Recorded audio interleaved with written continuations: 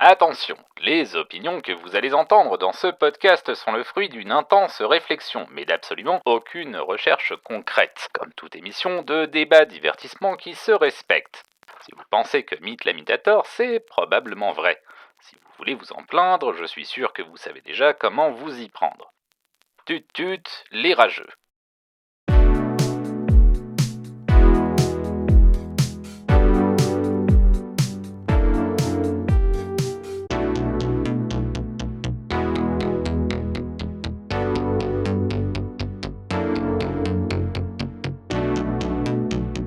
Salut tout le monde et bienvenue dans Hot Takes et Slow Burn, le podcast qui distille les cerveaux et rince les opinions. Je suis Mythe la Mythe, j'ai beaucoup de choses à dire, j'ai que ça à foutre, et pour cette émission, je suis à nouveau rejoint par Harold. Salut Harold. Salut Tim. Alors, tu n'as toujours pas de compte Instagram ou de trucs incroyables sur Internet à plug, donc si tu veux nous faire de nouveau un petit résumé de ce que tu fais dans la vie ou pas, c'est le moment. Eh bien, je m'appelle Harold, du coup, j'ai 34 ans et comme beaucoup d'intervenants et beaucoup d'auditeurs certainement, je joue aux jeux vidéo, plutôt branché RPG mais assez éclectique. Et puis voilà. Et je n'ai toujours pas de compte Instagram. C'est terrible. Ni de OnlyFans. Ni de OnlyFans, pas encore. Mais ça va. Ah bah ça, il faudra que tu nous tiennes au courant une fois que ce sera arrivé. Et donc la raison pour laquelle je t'ai invité pour cette émission, Harold, c'est pour parler d'un sujet qui est souvent considéré par beaucoup, en tout cas par une bonne partie du public, comme un véritable fléau du jeu vidéo. C'est le grind. Un sujet dont on va parler, où on va essayer de définir les termes, et où on va essayer d'aller au bout du sujet pour arriver jusqu'à ma hot take. Donc ce que je te propose, Harold, c'est de commencer par nous dire ce que c'est le grind, et puis si on peut utiliser un autre terme un peu plus gaulois pour en parler, parce que je n'aime toujours pas trop utiliser des mots en anglais pour parler des concepts. Jacques Toubon sera fier de toi. Et du coup, le grind, de ma perception, c'est un enchaînement d'actions répétitives dans le but de progresser, enfin de faire une progression généralement numérique des niveaux, des stats, etc. Et c'est justement, globalement, c'est faire des actions qui sont, une répétition d'actions qui sont plus ou moins triviales, enchaîner des combats, typiquement, dans ce but. Ok, donc oui, effectivement, il y a l'idée, ça vient de l'anglais to grind, qui vient de l'idée d'écraser quelque chose entre deux pierres, comme le ferait un moulin, par exemple, et c'est en général, du coup, un processus qui est fastidieux et qui demande beaucoup d'énergie, et ce que moi je retiens de ta définition, là, c'est voilà, l'idée de faire une action de jeu répétitive et pas forcément passionnante, qui n'est pas son propre but, mais afin d'atteindre un but qui est extérieur à l'activité elle-même. Est-ce que tu aurais une idée d'un mot en bon françois qu'on pourrait utiliser pour parler de ça, parce qu'on parle de grind, mais on parle aussi de farming ou de choses comme ça, donc il n'y a même pas de consensus sur le mot anglais à utiliser, donc autant avoir une première hot take en redéfinissant les termes et en inventant un nouveau mot de vocabulaire. T'as une proposition ? Là, comme ça, non. Je réfléchis. Là, non. Écoute, je te laisse faire ta. Je te laisse dérouler ton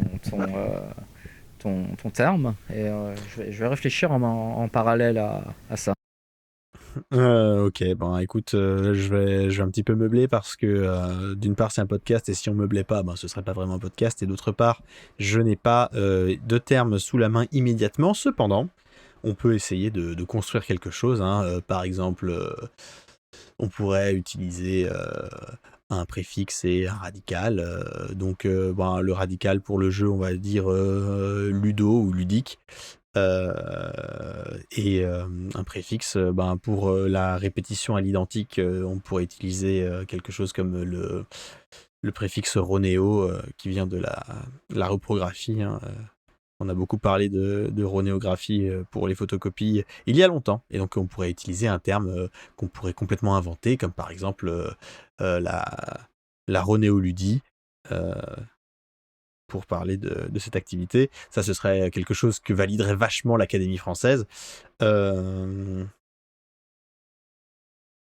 Ah oui, oui, tout à fait. Comme je le disais avant, Jacques Toubon serait, enfin, c'était bien lui, hein, il me semble.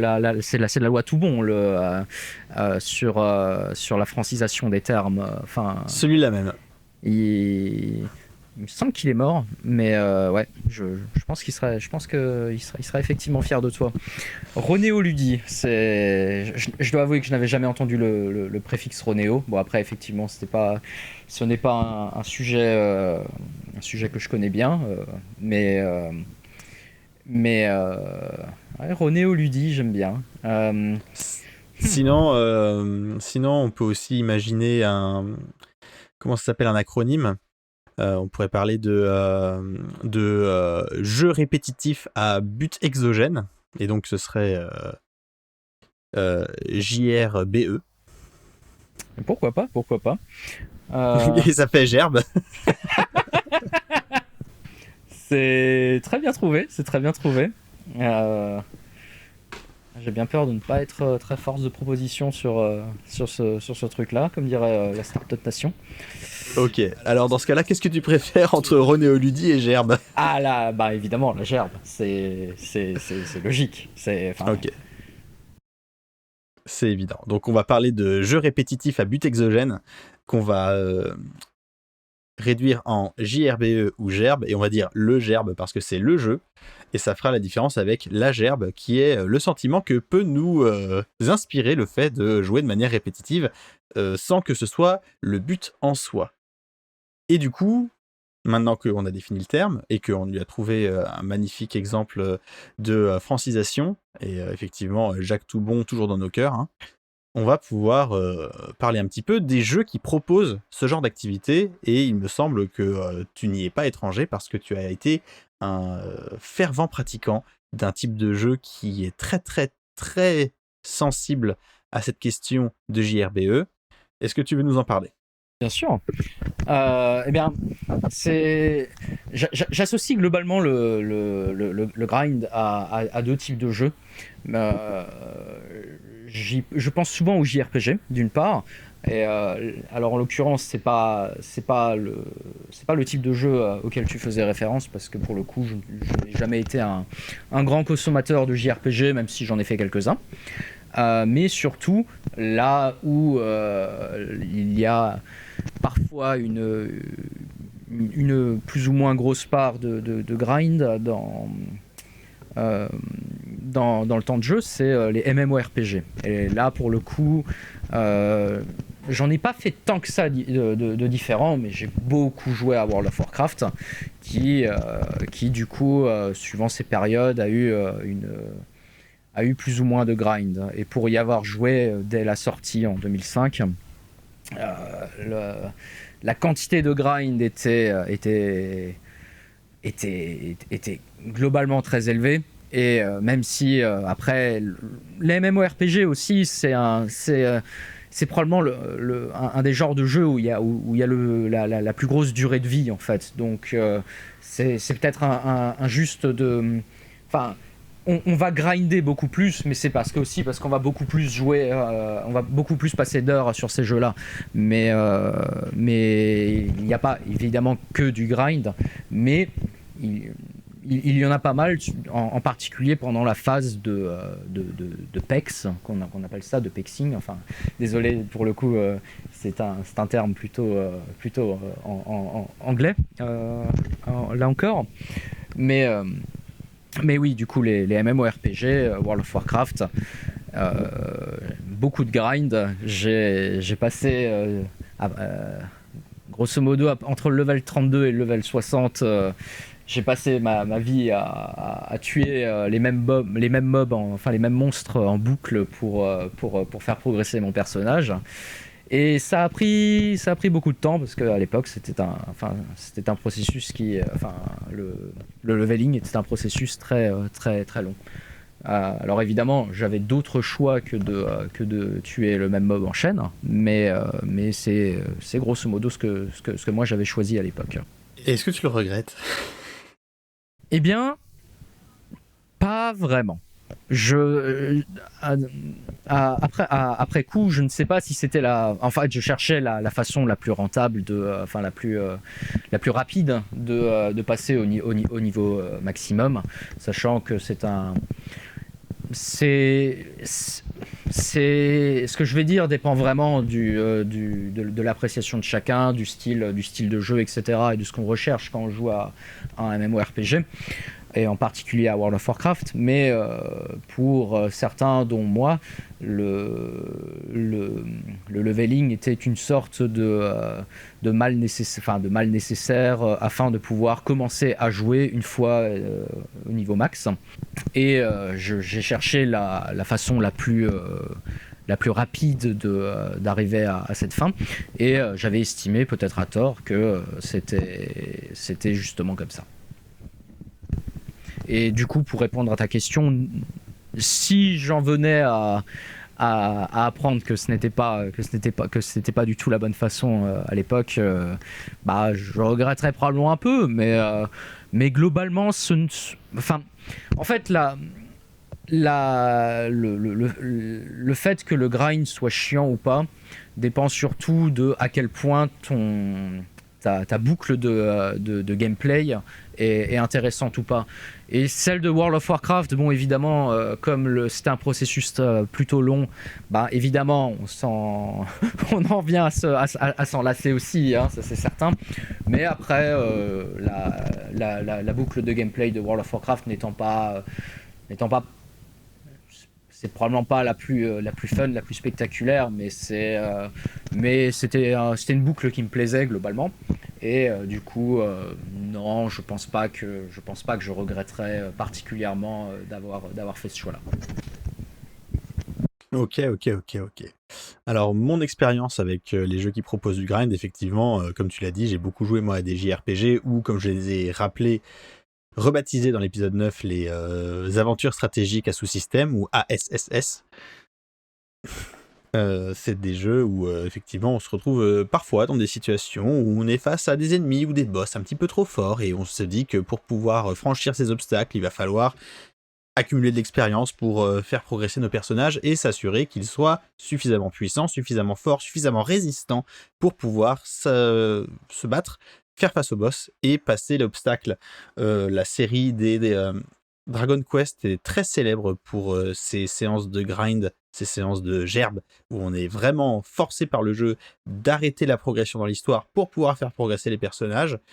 Et puis c'est quelque chose qui vient assez naturellement de se dire, bon allez, je vais me faire quelques niveaux pour être à l'aise dans le donjon, pour être à l'aise face au boss, et puis on se retrouve comme ça, parfois malgré soi, parfois sans s'en rendre compte, à faire ces séances de jeux répétitifs à but exogène.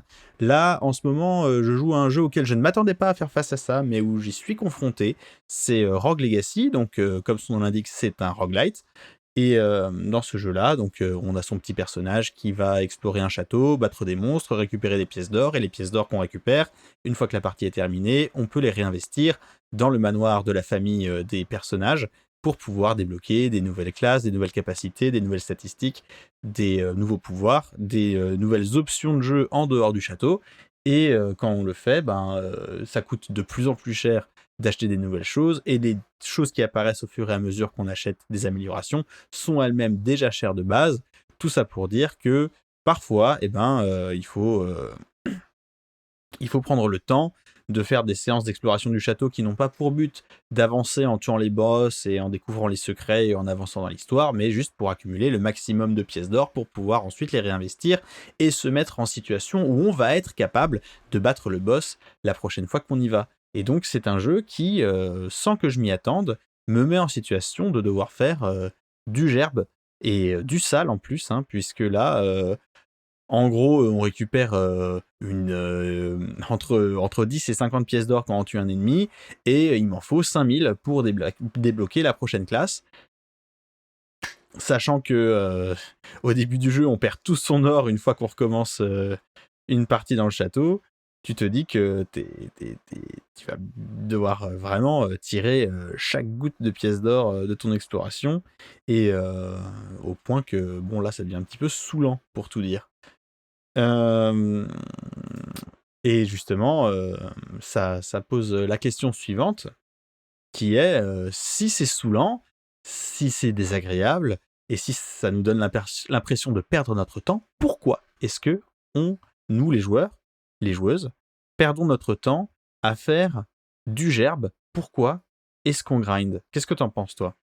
C'est une bonne question. Et c'est vrai que je l'avais pas vu sous cet angle-là, mais alors pour le coup, moi, mon expérience des roguelites se résume à Hades, que j'ai pas mal joué. Je dois avoir une quarantaine ou cinquantaine d'heures, en fait plus que ça, je crois que j'ai dépassé les 60. Mais c'est vrai que on a une phase au début où on est extrêmement faible et forcément, bah, on va devoir mourir plusieurs fois pour, euh, pour progresser en fait au fur et à mesure de ces morts. Et, euh, et c'est vrai que ça peut être apparenté à une forme de grind. J'avais pas pensé sous cet angle-là. Un autre truc que je peux rajouter aussi, c'est par rapport aux JRPG. Les JRPG, j'en ai fait quelques-uns et je me rappelle que il y a certains moments où j'avais effectivement grind pour dans l'optique de passer un boss sur lequel j'avais eu une difficulté, etc. Et là où dans les MMORPG ou dans les roguelites, ce grind est une sorte de nécessité. Enfin, il faut progresser, de toute façon, c'est le but. Dans les JRPG, il y a une dimension supplémentaire parce que qui peut être frustrante pour le joueur, c'est que le, le moment où on grind, c'est un peu une sorte d'aveu d'échec. On s'avoue battu, on s'avoue vaincu par l'encounter, enfin le combat sur lequel on bloque. On s'avoue vaincu, on ne veut plus le tenter selon ses règles, selon cette difficulté-là avec les statistiques qu'on a actuellement, et on décide de monter nos statistiques pour faciliter le combat, plutôt que d'employer une approche stratégique en changeant en modifiant des actions qu'on fait pendant le combat. Donc plutôt que de réfléchir à comment on pourrait gagner ce combat avec nos stats, nos niveaux actuels, on choisit d'augmenter nos statistiques afin de se débarrasser du problème. Mais du coup, c'est une sorte d'aveu d'échec pour suivant. Bon, ça évidemment, ça dépend là aussi du type de joueur qu'on est. Mais si on est un joueur un peu compétitif, il y a forcément un aveu d'échec qui peut un petit peu faire mal à son âme de joueur. Et ça, c'est peut-être la plus grande frustration, plus que le temps perdu qu'on consacre à ce grind. Il y a aussi la déception de s'avouer cet échec. Ouais, je vois ce que tu veux dire, et c'est vrai que ça m'est arrivé quelques fois, et parfois la solution, c'est juste de regarder comment le boss se comporte, et juste s'adapter en modifiant son équipement. Par exemple, dans Tales of Xillia sur PS3, il y avait un boss qui me mettait vraiment en difficulté, et puis je me suis rendu compte que c'était un boss qui se faisait que des attaques de feu, que j'avais plein d'équipements de résistance au feu que j'utilisais pas, j'ai mis tout mon équipement de résistance au feu, et c'est passé tout seul sans que j'ai besoin de passer des niveaux. Donc parfois, effectivement, si on regarde simplement le système de jeu et comment il fonctionne, on se rend compte qu'il est possible de passer le combat sans avoir besoin d'augmenter sa puissance brute, qui revient effectivement, je suis d'accord avec toi, à rejeter les règles du jeu et simplement augmenter les chiffres jusqu'à ce qu'ils soient tellement écrasants par rapport aux chiffres du combat qu'on est mathématiquement obligé de gagner. Et c'est pas toujours très intéressant d'ailleurs non plus de gagner comme ça, et je pense aux gens qui pratiquent l'activité assez terrifiante à mes yeux de faire du speedrun de JRPG, où tu n'as pas le temps de grind, tu n'as pas le temps de faire de gerbe, et le résultat, c'est que tu es obligé d'aller vraiment au bout du truc. En ce qui me concerne, je suis en train, assez épisodiquement, de manière assez perlée, de jouer à Final Fantasy VII pour pouvoir jouer à son remake ensuite, Et alors pour les gens qui connaissent, je suis au Temple des Anciens, donc c'est un petit peu avant la fin du CD1 dans la version originale sur PlayStation, et je suis niveau 58, pas parce que je trouvais que le jeu était trop dur, mais parce que avec la vitesse x3 du remake, bah, c'est rigolo de faire plein de combats à la suite, et que c'est un jeu où en plus de grinder pour l'expérience, pour augmenter la puissance de ses personnages, il faut aussi beaucoup grinder, beaucoup jouer les combats pour augmenter la puissance des matérias qui sont ces joyaux magiques qu'on équipe sur son propre équipement pour apprendre des sorts ou avoir des capacités ou des commandes supplémentaires, et donc ça c'est très très long à faire progresser, et le truc c'est que on est obligé d'y passer si on a envie d'avoir toutes les matériaux au maximum à la fin du jeu, ce qui n'est pas du tout nécessaire pour finir le jeu, mais bon après ça les sentiments complétionnistes c'est quelque chose qui défie la raison, donc si on a envie d'y aller, il faut en passer par là. Moi, souvent, que ce soit dans les JRPG ou ailleurs, la raison pour laquelle je vais devoir faire du jeu répétitif à but exogène, c'est pas forcément pour l'expérience. Ça, en général, j'essaye de faire en sorte de m'arranger avec les règles du jeu, puisque elles existent pour que je puisse triompher, hein. Donc j'ai pas de problème avec ça, mais en général moi j'aime bien avoir des consommables pour me soigner ou avoir le meilleur équipement possible, et ça coûte souvent beaucoup d'argent. Dans certains jeux comme par exemple le récent Tales of Arise sur PS4, PS5, Xbox et PC et tout ça, eh bien tout est cher dans ce jeu, notamment les potions et les trucs pour ressusciter, et des trucs qui d'habitude sont pas très cher parce que c'est des consommables utilisés très fréquemment dans les JRPG, dans celui-là ils sont très chers, et donc il faut pas mal de pognon pour pouvoir les acquérir, et ça passe par des phases de gerbe où le but c'est pas d'augmenter la puissance de ces personnages, mais simplement rassembler assez de ressources pour pouvoir se sentir à l'aise avec la quantité de consommables qu'on possède. Et ça renvoie à quelque chose qui est assez rigolo, et c'était aussi mon expérience avec Rogue Legacy, c'est que l'ancêtre de tous ces jeux, c'est le bon vieux Donjons et Dragons de Gary Gygax des années 70, et dans les premières éditions de Donjons et Dragons, il n'y avait pas de point d'expérience. L'expérience que gagnait ton personnage, c'était la quantité de pièces d'or qu'il arrivait à sortir du donjon une fois qu'il sortait du donjon en vie. Et donc, je trouve assez amusant que dans un jeu comme Rogue Legacy, par exemple, il y ait une corrélation directe entre l'or que tu arrives à sortir du donjon à chacune de tes parties et ta capacité à faire progresser tes petits personnages et leur capacité ensuite à pouvoir vaincre des ennemis de plus en plus dangereux. Ouais, je savais pas pour la première édition de Donjons et Dragons, pour le coup, qu'il n'y avait pas de point d'expérience, que tout était lié justement au gold. J'imagine que il y avait une certaine progression dans le sens où les golds te permettent d'acheter de l'équipement de plus haut niveau, etc. Et du coup, il y a quand même une progression. Mais du coup, ouais, je savais pas que ça se limitait à ça. Après, évidemment, c'était les balbutiements de ce genre de jeu. Donc, la notion d'expérience, de points d'expérience, n'existait probablement pas du coup à cette époque-là, si je dis pas de bêtises. Vu que ça doit dater de 74, donc 74, le jeu vidéo n'en était pas encore là, je pense. Ouais.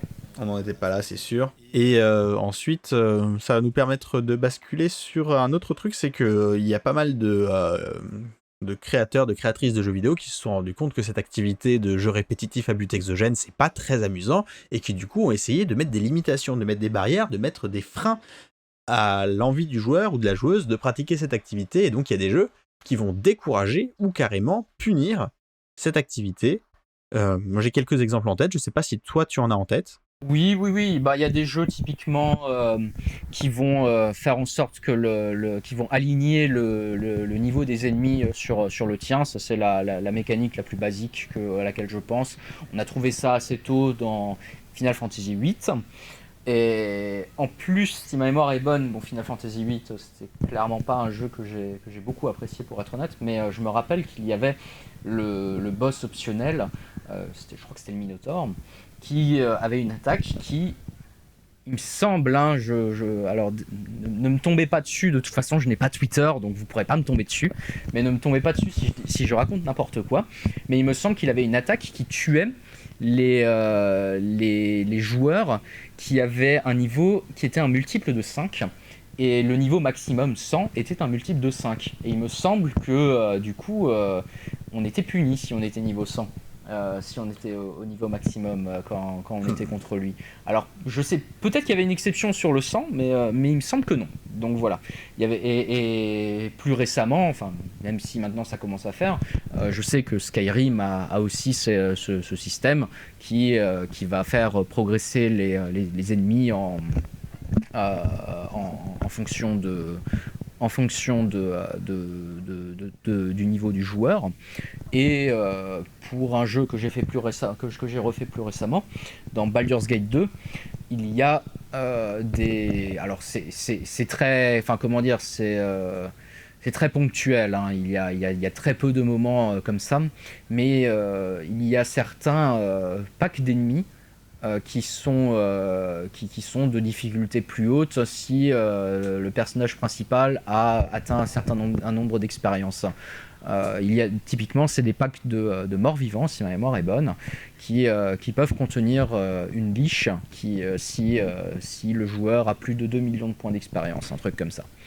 Et Alors, ça, du coup, je pense à ça comme mécanisme pour un peu pas décourager le grind, parce que dans Baldur's Gate, pour le coup, le joueur ne se rend pas compte que de cette mécanique s'il ne l'a pas lu sur internet.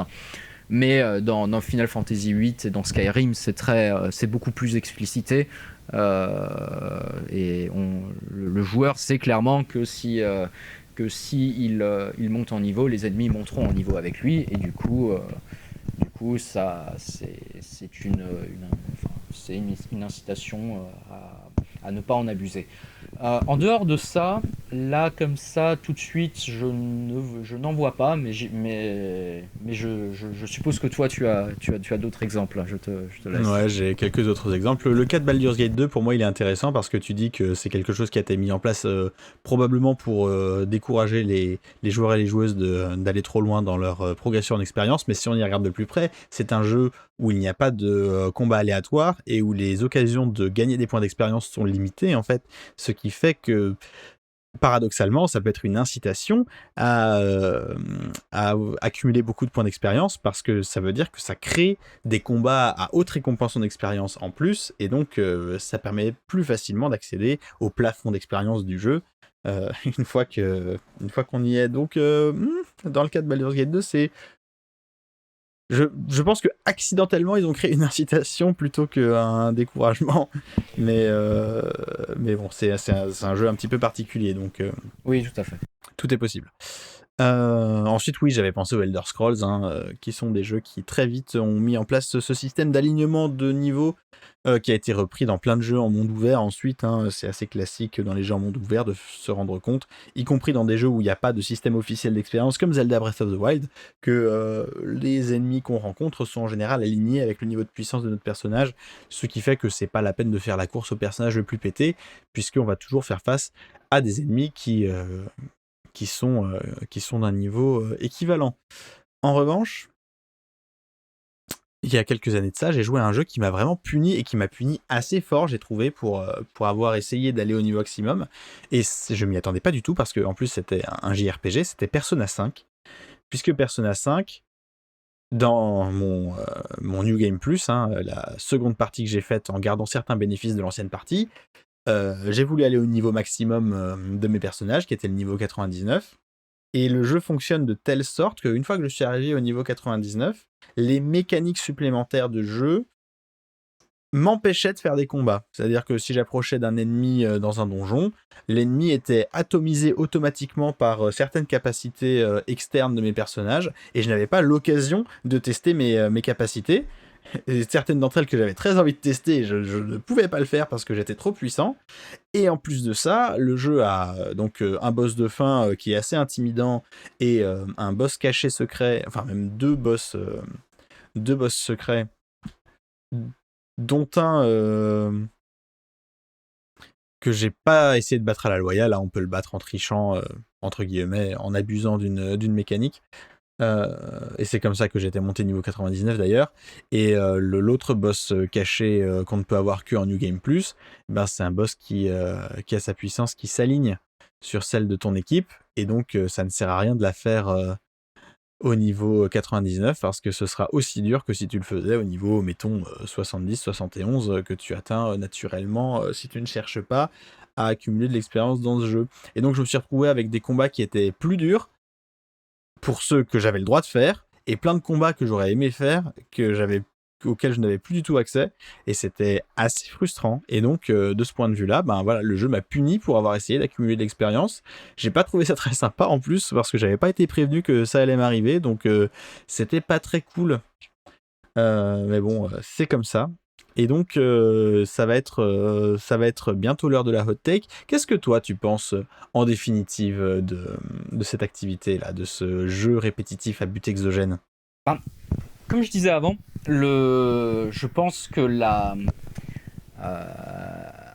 à quel point le gerbe est gerbant, si tu me permets. Ah bah je t'y encourage.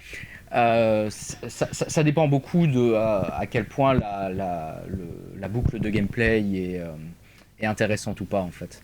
Si la boucle de gameplay est intéressante, le gerbe sera beaucoup plus indolore pour le joueur. Et évidemment, bon, ça, il y a comment dire, il y a dans certaines limites, si on passe 30 heures à faire la même chose, même si la boucle de gameplay est très bien, on en viendra à se lasser. Alors même si c'est pas du gerbe, je pense à certains open world qui tombent un peu là-dessous, le fait de faire 30 heures la même chose. Mais chasser les pigeons dans GTA. je pensais plus au Assassin's Creed, mais ouais, c'est un peu le même esprit. Mais du coup, ce que j'en pense du gerbe, ça dépend. Comme dit, il y a ce côté aveu d'échec qui me dérange un peu dans les JRPG, même si comme tu l'as fait remarquer avant, ça s'oppose aussi à mon côté. J'aime beaucoup optimiser, j'aime beaucoup faire progresser mes personnages, j'aime beaucoup. Alors, ça dépend des jeux, mais dans certains jeux, j'aime bien être complétionniste aussi. Et en général, plus le jeu me plaît, plus je vais avoir envie d'être complétionniste. Et du coup, forcément, ça peut être des choses qui s'opposent. Et je pense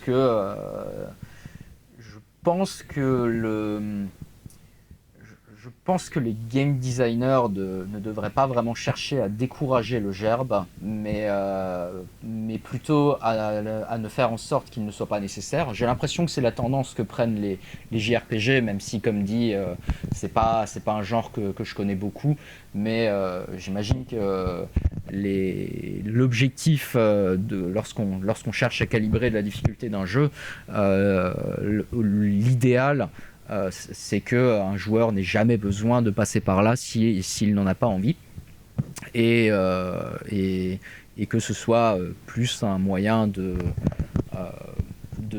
soit d'achever un objectif secondaire, débloquer une matéria, monter une matéria au niveau max, un truc qui n'est pas forcément obligatoire, mais qu'on a envie de faire parce qu'on a envie de le faire. Parce qu'on trouve ça fun. Et aussi, qu'est-ce que je voulais dire? Je ne sais plus. Que du coup les JRPG actuels, je pense que j'ai l'impression qu'aujourd'hui sont mieux calibrés au niveau de la difficulté, de sorte à ne pas forcer le joueur à rentrer dans cette écueil, enfin dans ce paradigme, dans cette façon de faire. Et le grind en général, c'est pas quelque chose qui me dérange particulièrement quand il faut en faire dans une certaine mesure, mais oui, ça, tout joueur a ses limites, je pense. Ouais, du coup, ma hot take, alors j'ai déjà donné 2 mots de vocabulaire, donc la hot take va pas être aussi hot que d'habitude, mais bon, je pense qu'il y a quand même... ça fait réfléchir. Je pense, j'affirme, sans avoir expérimenté dessus, parce que vous le savez, j'ai l'intégrité journalistique de quelqu'un qui n'est pas journaliste. Je pense que en gros, il y a une relation de proportionnalité inverse entre le plaisir que tu prends Alors, non. Je pense que le gerbe, le jeu répétitif à but exogène, est acceptable dans la mesure où il existe une relation de proportionnalité inverse entre le plaisir que tu prends à grinder, à faire le jeu répétitif, à refaire la même action encore et encore, et la qualité de la récompense que tu obtiens à l'issue de ta séance. C'est-à-dire que si la boucle de gameplay est vraiment super agréable et que tu passes un super moment à faire tes 30 heures à refaire le même combat et encore parce que tu trouves ça trop bien, et ben c'est pas grave si la récompense est dégueulasse derrière, parce que tu auras pris ton plaisir de jeu à juste augmenter tes stats. En revanche, si c'est la tannée d'augmenter ton niveau d'expérience et que vraiment c'est une souffrance de chaque instant jusqu'à ce que tu aies enfin le droit de passer le boss qui te faisait chier, et que derrière le jeu il est dégueulasse et que t'as plus envie d'y jouer et que t'as l'impression de t'être fait voler ton temps, bah forcément tu vas l'avoir un petit peu mauvaise, donc t'as envie que ce soit à la hauteur. Donc voilà, je pense que les développeurs, les développeuses de jeux vidéo ne devraient pas avoir peur que les joueuses, les joueurs aient besoin de faire ça dans leur jeu. Simplement, il faut que la récompense soit à la hauteur de l'effort qui est fourni. Si ça a été un plaisir de faire monter son personnage au niveau 99, c'est pas très grave si c'est pas intéressant. Si ça a été un calvaire, bah il faut avoir une sacrée carotte au bout. Voilà, c'est pas une note tech incroyable, mais c'est ce que je pense de ça, et donc je pense pas que ce soit un fléau en soi. Mais à l'inverse, si il y a une récompense, s'il y a une très bonne récompense au bout, est-ce que ça va pas davantage frustrer les joueurs qui du coup se sentiront obligés de faire un truc en partant du principe que ça leur fait pas plaisir? Est-ce que du coup ce n'est pas un problème qu'ils se sentent obligés de le faire pour accéder à cette récompense? C'est une question intéressante, mais on arrive à court de temps, c'est vraiment dommage. Ouais, c'est un débat que les gens pourront avoir sur Twitter dans les commentaires, ou m'envoyer des mails pour vous plaindre soit de moi, soit de ce qu'a dit Harold de tout à l'heure sur Final Fantasy VIII, hottext.slowburn@gmail.com. N'hésitez pas, votre avis m'intéresse. Et donc on va s'arrêter là. Je pense qu'on a bien discuté le sujet et ce sera au tour de notre cher public d'aller plus loin. Je vous rappelle que Hot Text et Slow Burn est un podcast studio carton C. N'hésitez pas à aller écouter Pragmastic, le podcast qui vous parle d'expérience de jeu une fois par mois. Je voudrais remercier Vincent pour la voix off au début de chaque épisode, remercier Paul pour le montage, remercier Simon pour la musique du générique. Retrouvez la chaîne YouTube de Simon dans la description de l'épisode. Merci à vous de nous écouter toutes les 2 semaines. On a dépassé les 1000 écoutes, tous épisodes confondus, donc c'est cool, surtout que cet épisode va tomber grosso modo sur l'anniversaire du podcast, et quand vous l'entendrez, j'espère que j'aurai reçu suffisamment de hot take de vos parts pour préparer mon épisode spécial anniversaire qui va sortir pendant l'été. Ça va aussi être le dernier épisode de la saison 1, puisque l'épisode anniversaire sera un hors-série. Je pense que je vais un petit peu lever le pied pendant les mois d'été pour vous revenir en pleine forme au mois de septembre et faire en sorte que vous soyez vraiment servi avec des hot takes toujours plus hot et toujours plus incroyables. Donc on va faire une petite pause pendant les vacances d'été, ça vous permettra aussi de ne pas vous inquiéter de ne pas avoir pu regarder votre podcatcher préféré pendant que vous doriez la pilule, les doigts de pied en éventail au bord de la mer ou pas, chacun ses goûts. Et puis merci pour cette année, merci pour les commentaires, merci pour les gens qui ont accepté de participer à l'émission. Je pense évidemment à Noah, à Laure de For the Plot, je pense à Jade et Eve de Codex, je pense à ce brave dame de Écoute ça. Merci beaucoup à vous. Ça a été un vrai plaisir de travailler avec tout le monde. Merci aussi à mes amis que je connais personnellement et qui sont venus faire des épisodes avec moi.